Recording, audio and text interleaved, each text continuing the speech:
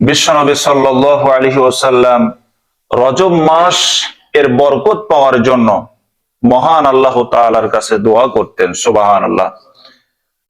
যেহেতু রাসূল আকরাম সাল্লাল্লাহু আলাইহি ওয়াসাল্লাম রজব মাস আসলে পরে রজব মাসের বরকতের জন্য দোয়া করতেন, সেহেতু আমরা এটা বুঝতে পারি যে রজব মাস হলো বরকতওয়ালা মাস। সুবহানাল্লাহ। আল্লাহর নবী বিশ্বনবী মুহাম্মদুর রাসূলুল্লাহ সাল্লাল্লাহু আলাইহি ওয়াসাল্লাম রজব মাস চলে আসলে পরে মহান আল্লাহ তাআলার কাছে দোয়া করতেন, আল্লাহুম্মা বারিক লানা ফি রজব ওয়া শাবান ওয়া বাল্লিগনা রমাদান। আল্লাহর নবী দোয়া করতেন, আল্লাহুম্মা বারিক লানা, হে আল্লাহ আমাকে বরকত দান করো, ফি রজব ওয়া শাবান, রজব এবং শাবান মাসে যে বরকত আছে সেই বরকত তুমি আমাকে দান করো, ওয়া বাল্লিগনা রমাদান, এবং রমজান পর্যন্ত আমার হায়াত বৃদ্ধি করে দাও। সুবহানাল্লাহ।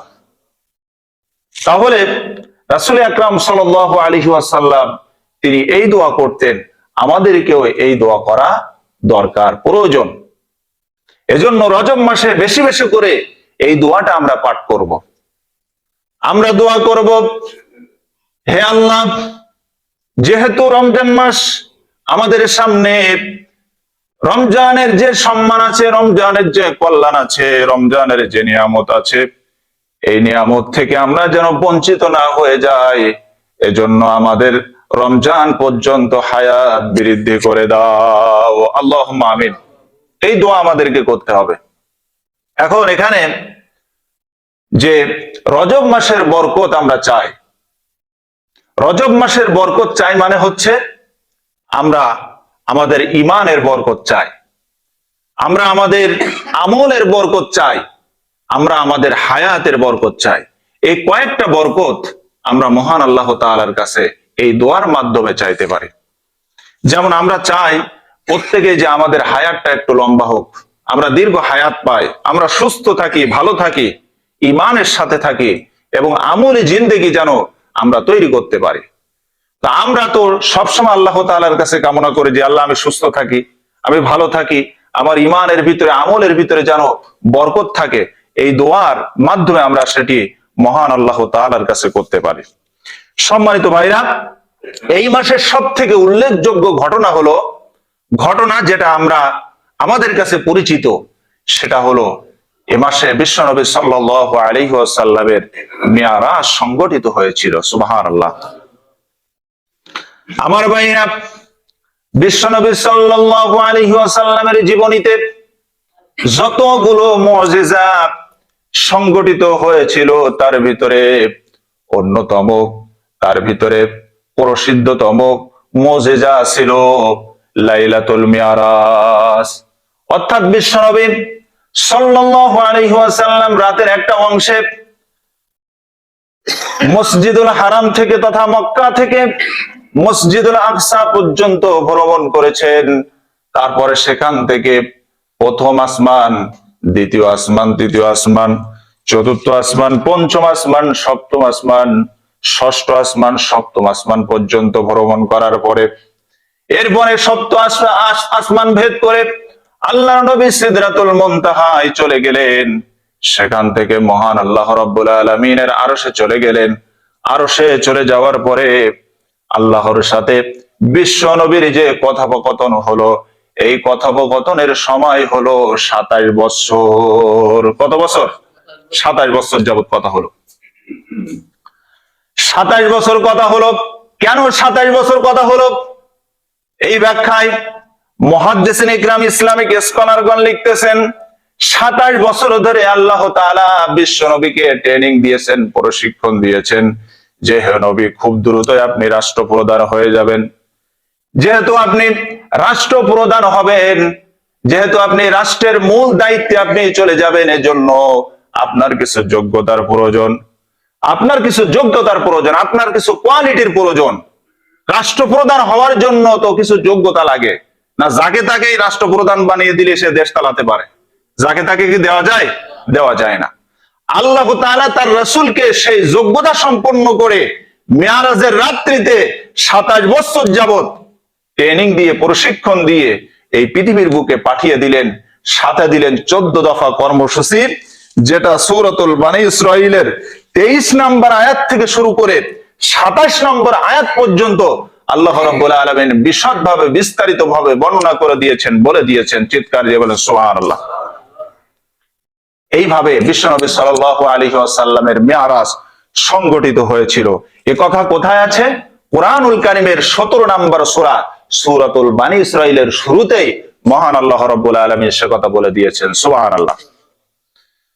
আল্লাহ রাব্বুল আলামিন কত সুন্দর করে বলছেন, সুবহানাল্লাযী আসরা বিআবদিহি লাইলান মিনাল মাসজিদিল হারামি ইলাল মাসজিদিল আকসা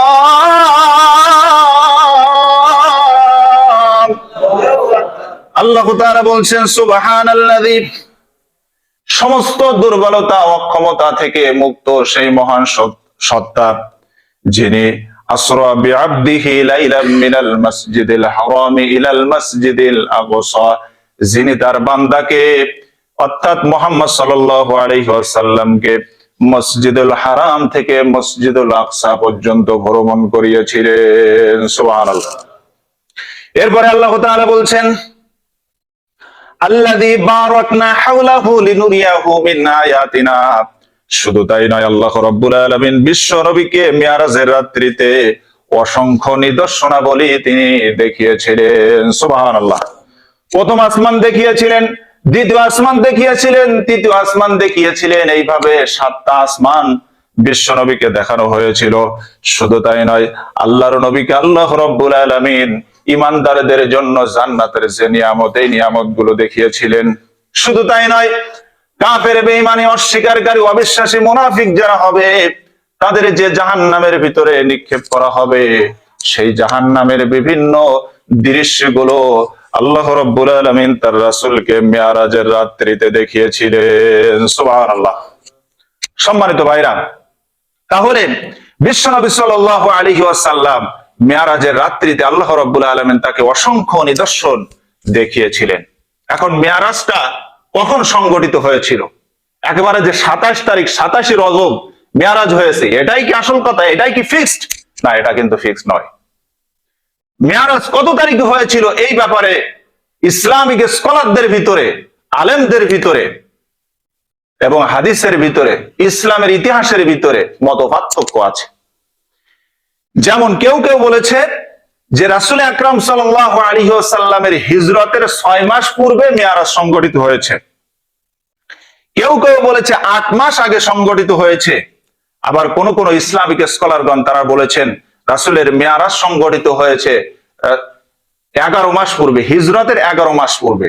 আবার কেউ কেউ বলেছেন যে 1 বছর পূর্বে, কেউ কেউ বলেছেন যে 1 বছর 2 মাস পূর্বে।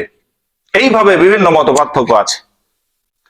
তবে সর্বাধিক নির্ভরযোগ্য মত হলো যে নবুয়াতের 11তম বছরে, নবুয়াতের 11তম বছর মানে কোন বছর সেটা? রাসূল আকরাম সাল্লাল্লাহু আলাইহি ওয়াসাল্লাম নবুয়াত পেয়েছেন 40 বছর বয়সে। কত বছর বয়সে? 40 বছর থেকে 11 বছর হিসাব করেন। অর্থাৎ রাসূল আকরাম সাল্লাল্লাহু আলাইহি ওয়াসাল্লাম 11তম বছর, অর্থাৎ 11 বছর, 40 থেকে 11 যদি যোগ করা হয় তাহলে 51তম বছর হয়। কত বছর? 51তম বছর। এটা হচ্ছে উল্লেখযোগ্য মতামত যে 51তম বছরে রাসূল আকরাম সাল্লাল্লাহু আলাইহি ওয়াসাল্লাম যখন খাদিজা ইন্তেকাল করলেন, এরপরে চাচা আবু তালেব ইন্তেকাল করলেন, রাসূল আকরাম সাল্লাল্লাহু আলাইহি ওয়াসাল্লামের কলিজার টুকরা সন্তানেরা যখন দুনিয়া থেকে বিদায় নিয়ে চলে গেল, রাসূল আকরাম সাল্লাল্লাহু আলাইহি ওয়াসাল্লাম একা হয়ে গিয়েছেন। চতুর্দিক থেকে কাফের এবং বেঈমানদের নির্যাতন, অত্যাচার চলছিল। এমন মুহূর্তে আল্লাহ রাসূল সাল্লাল্লাহু আলাইহি ওয়াসাল্লাম বুক ভরা আশা নিয়ে তায়েফে গিয়েছিলেন দাওয়াতে। তায়েফ থেকে সেখানে নির্যাতিত হয়েছিলেন, সেখানে তাকে রক্তাক্ত করা হয়েছিল। তায়েফের মাটিতে বিশ্বনবী সাল্লাল্লাহু আলাইহি ওয়াসাল্লাম 3 বার বেহুশ হয়ে পড়ে গিয়েছিলেন। ওখান থেকে ফিরে আসার পরে রাসূল আকরাম সাল্লাল্লাহু আলাইহি ওয়াসাল্লাম যখন মানসিকভাবে অসুস্থ হয়ে পড়েছিলেন, মানসিকভাবে তিনি ভারসাম্যহীন হয়ে গিয়েছিলেন, যখন মানসিকভাবে তিনি চিন্তিত ছিলেন, টেনশনে পড়ে গিয়েছিলেন যে কোথাও জায়গা হলো না, তাইফে সেখানে যে আমাকে রক্তাক্ত হয়ে ফিরে আসতে হলো, রাসূল আকরাম সাল্লাল্লাহু আলাইহি ওয়াসাল্লাম তিনি মন ভাঙা হয়ে গিয়েছিলেন। এমন একটা সময় আল্লাহ রসুলকে আল্লাহ তাআলা সান্ত্বনা দেওয়ার জন্য আল্লাহ তাআলা তাকে এই ধুলির ধরা থেকে, জমিন থেকে 7 আসমান ভেদ করে মহান আল্লাহ রাব্বুল আলামিন তার রাসূলকে মেহমান হিসেবে আরশে তিনি নিয়ে রাসূল আকরাম সাল্লাল্লাহু আলাইহি ওয়াসাল্লামকে সান্ত্বনা দান করলেন। সুবহানাল্লাহ। এখন মেয়ারাজ কোন মাসে সংগঠিত হয়েছিল এই ব্যাপারে মতপার্থক্য আছে। কেউ কেউ বলেছেন রবিউল আউয়াল মাসে মেয়ারাজ সংগঠিত হয়েছে। কোন কোন আলেমগণ বলেছেন যে রাসূলের মেয়ারাজ সংগঠিত হয়েছে রবিউল সানি মাসে। কেউ কেউ বলেছেন যে রজব মাসে, আবার কেউ কেউ বলেছেন রমজান মাসে, কেউ কেউ বলেছেন শাওয়াল মাসে।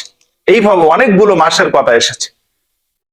নির্ভরযোগ্য সূত্রে যারা ইসলাম ইতিহাস লিখেছেন তাদের মতামত অনুযায়ী, তবে অনেকগুলো মতামতের ভিতরে প্রসিদ্ধতা লাভ পেয়েছে যে রাসূল আকরাম সাল্লাল্লাহু আলাইহি সাল্লাম রজব মাসের 26 তারিখ দিবাগত রাত মেয়ারাজ সংগঠিত হয়েছে। এটা অসংখ্য মতের মধ্যে একটা মত। সম্মানিত ভাইরা, তো রাসূলের মেয়ারাজ যে হয়েছিল এতে কোনো প্রকারের সন্দেহ আছে? এতে কোনো প্রকারের সন্দেহ নাই, যেহেতু কোরআনের ভিতরে এসেছে এবং মেয়ারাজের ব্যাপারে ডজন ডজন হাদিস এসেছে। প্রায় 40 জন সাহাবী মেয়ারাজের হাদিস বর্ণনা করেছেন। সুবহানাল্লাহ বলেন। সুতরাং এই ব্যাপারে যদি কেউ সন্দেহ করে সাথে সাথে তার ঈমান নষ্ট হয়ে যাবে, সে বেঈমান এবং কাফের হয়ে যাবে, অস্বীকারী হয়ে যাবে। সম্মানিত ভাইরা, এই মেয়ারাজের রাত্রিতে আল্লাহ রাসূল সাল্লাল্লাহু আলাইহি ওয়াসাল্লাম জাহান্নামীদের বিভিন্ন শাস্তি তিনি অবলোকন করেছিলেন, দেখেছিলেন। তার ভিতরে আল্লাহ রাসূল সাল্লাল্লাহু আলাইহি ওয়াসাল্লাম যখন জাহান্নাম দর্শন করছিলেন, তিনি একদল লোকদের পাশ দিয়ে যাচ্ছিলেন। তিনি লক্ষ্য করলেন যাদের নখগুলো অনেক লম্বা এবং তামার নখ দিয়ে নিজের শরীর এইভাবে, নিজের মুখমণ্ডল এইভাবে তারা আশ্রিয়ে নিচ্ছে, নিজের মুখমণ্ডল এইভাবে তারা আমার ছিন্ন বিচ্ছিন্ন করে ফেলছে। নিজের মুখমণ্ডল, নিজের শরীর তাদের ওই নখ দিয়ে ছিন্ন বিচ্ছিন্ন করে ফেলছে, রক্তাক্ত হয়ে যাচ্ছে। আল্লাহ রাসূল সাল্লাল্লাহু আলাইহি ওয়াসাল্লাম তখন জিজ্ঞাসা করলেন যে ভাই জিবরাইল, এই সমস্ত লোকেরা কারা যারা নিজেদের শরীরটা তামার নখ দিয়ে, যাদের তামার নখ দেওয়া হয়েছে হাতের উপরে এবং নিজের শরীর এইভাবে ছিন্ন বিচ্ছিন্ন করে ফেলছে, শরীরের চামড়াগুলো, শরীরের গোশতগুলো এইভাবে ছিঁড়ে ফেলছে নিজের এই তামার নখ দিয়ে, এই সমস্ত লোকগুলো কারা? তখন জিবরাইল আলাইহিস সালাম উত্তর দিলেন যে এই সমস্ত লোকগুলো হচ্ছে তারা যারা দুনিয়ায় থাকতে গীবত করত। কি করত? গীবত করত। হাদিস শরীফের ভিতরে এসেছে গীবত করত, পরনিন্দা করত এবং মানুষের সমালোচনা করে বেড়াতো। এজন্য আল্লাহ তাআলা কুরআনুল কারীমের ভিতরে পরিষ্কার ভাবে বলে দিয়েছেন যে ওয়ালা তাজাসসু, তোমরা একে অপরের দোষ অন্বেষণ করো না। ওয়ালা তাজাসসু, তোমরা একে অপরের দোষ অন্বেষণ করো না। ওয়ালা ইয়াগতাব বা'দুকুম বা'দা, এবং একে অপরের গীবত করো না। আল্লাহ তাআলা নিষেধ করেছেন এবং গীবত করা হারাম এবং কবিরা গুনাহ। আল্লাহ তাআলা এর পরের অংশে বলছেন আয়ুহিব্বু আহাদুকুম মান ইয়াকুলা লাহমা আখিহি মাইতান ফাকারিহতুমু, তোমরা কি তোমাদের মৃত ভাইয়ের মাংস খেতে, গোশত খেতে কি পছন্দ করো? মানুষের গোশত, মৃত ভাইয়ের গোশত, আমাদেরকে যদি বলা হয় যে মানুষের গোশত রান্না করে, খুব সুন্দর করে রান্না করা হয়েছে, এই রান্না করা গোশত, মানুষের গোশত আমরা কি কেউ খাবো নাকি? কেউ যদি গীবত করে সে যেন তার ভাইয়ের গোশত সে যেন ছিঁড়ে খেলো। অর্থাৎ মানুষের গাত থেকে গোশত ছিঁড়ে খাইলে যেমন মানুষ কষ্ট পায়, একজনের গাত থেকে যদি গোশত ছিঁড়ে ফেলা হয় সে যেমন কষ্ট পায়, ঠিক তেমনি ভাবে এক ভাইকে যদি গীবত করা হয় তাহলে সেও এরকম কষ্ট পায়, তার দিলের ভিতরে, তার কলিজার ভিতরে আঘাত লেগে যায়। গীবতের দ্বারা একজন মানুষকে অসম্মান করা হয়, গীবত করার মাধ্যমে একজন মানুষের সম্মান মর্যাদাকে নষ্ট করা হয়। এজন্য আল্লাহ তাআলা গীবতকে নিষেধ করেছেন, হারাম করেছেন। এটা হচ্ছে কবিরা গুনাহের শামিল। নাউজুবিল্লাহ বলেন। আল্লাহ বলছেন ওয়ালা তাজাসসু, তোমরা একে অপরের দোষ ত্রুটি বিচ্যুতি এগুলো খুঁজে বেড়াই না। দোষ যদি খুঁজতে হয় নিজের দোষগুলো খোঁজো, নিজে কয়েকটা নামাজ কাজা হচ্ছে সেই দোষগুলো হিসাব করো, নিজে কতটুকু কোরআন সহি করে পড়তে পারো সেটা হিসাব করো, নিজে কতটুকু তুমি জানো, নিজে কতটুকু তুমি আমল করো সেই দোষ ত্রুটি বিচ্যুতি গুলো তুমি খুঁজতে থাকো। আমরা সেটা করি না। আমাদের অবস্থা হয়েছে নিজের দোষ ত্রুটি গুলো সবসময় ঢাকার চেষ্টা করে, আমি ভালো, এই ভালো, সেই ভালো, আমার মতো ভালো মানুষ আর নাই। কিন্তু ও যে কত ভালো মানুষ, ওর 14 পুরুষ, ওর সব থেকে বাড়িওয়ালা অর্থাৎ ওর বউ ভালো জানে যে আসলে কত ভালো মানুষ, ঠিক কিনা বলেন? সাধারণ মানুষের কাছে বিরাট বুজুর্গ মানুষ, বিরাট আল্লাহওয়ালা মানুষ, কিন্তু বউ জানে আসলে কতটুকু সে ভালো মানুষ, কতটুকু আল্লাহওয়ালা মানুষ। সম্মানিত ভাই, এই জন্য দোষ যদি খুঁজতে হয় নিজের দোষটা আগে খুঁজতে হবে, ঠিক কিনা বলেন? আল্লাহ একদম হারাম করেছেন, পরিষ্কার ভাবে বলে দিয়েছেন, ওয়ালা তাজাসসু, একে অন্যের দোষ তোমরা অন্বেষণ করো না, তালাশ করো না, খুঁজো না, এটা আমি হারাম করেছি। যত বেশি একে অন্যের দোষ খোঁজাখুঁজি করব, তত বেশি আমাদের মধ্যে বিভেদ তৈরি হবে, আমাদের ভিতরে, সমাজের ভিতরে একটা বিশৃঙ্খলা তৈরি হবে, সমাজের ভিতরে ঐক্য নষ্ট হবে, সমাজের ভিতরে ভ্রাতৃত্ব বন্ধন, ভালোবাসা এগুলো থাকবে না। এজন্য আল্লাহ তাআলা এটাকে হারাম করেছেন। আল্লাহ চান সমাজের মানুষরা একত্রিত ভাবে, শান্তিপূর্ণ ভাবে তারা যেন বসবাস করতে পারে। আল্লাহ চান না যে সমাজের ভিতরে অশান্তি সৃষ্টি হোক, আল্লাহ তাআলা এটা কখনো চান না। এজন্য আপনি বিরাট নামাজ পড়েন, বিরাট রোজা রাখেন, দান সাদকা করেন, দিনের খেদমত করেন, কিন্তু এই সমস্ত আমলগুলো আপনি গুরুত্ব দিচ্ছেন না। নবীজির ভাষায় রাসূল আকরাম সাল্লাল্লাহু আলাইহি ওয়াসাল্লাম যারা পর সমালোচনা করে, যারা গীবত করে, যারা অন্যের দোষ ত্রুটি গুলো তুলে ধরে, অন্যের দোষ ত্রুটি অন্বেষণ করে, তাদেরকে জাহান্নামের ভিতরে আল্লাহর রাসূল মিরাজের রাত্রিতে তিনি দেখে এসেছেন, ঠিক কিনা বলেন?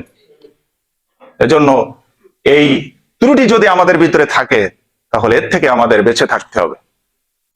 সম্মানিত ভাইরা, একান্ত আপনজনেরা, একটা জিনিস মনে রাখবেন, আপনি কাউকে অস্ত্র দিয়ে আঘাত করলেন, অস্ত্র দিয়ে আঘাত করার পরে ক্ষত বিক্ষত হলো, সেই ক্ষত বিক্ষত একদিন মুছে যেতে পারে, কিন্তু আপনি মানুষকে কথা দিয়ে আঘাত করলেন, গীবত করলেন, মানুষের পিছনে এত বড় বড় মারাত্মক কথা আপনি বললেন যা তার কলিজার ভিতরে ঢুকেছে, এই কলিজার যে ক্ষত বিক্ষত তৈরি হয়েছে, এই ক্ষত বিক্ষত কিন্তু কিয়ামত পর্যন্ত মুছবে না।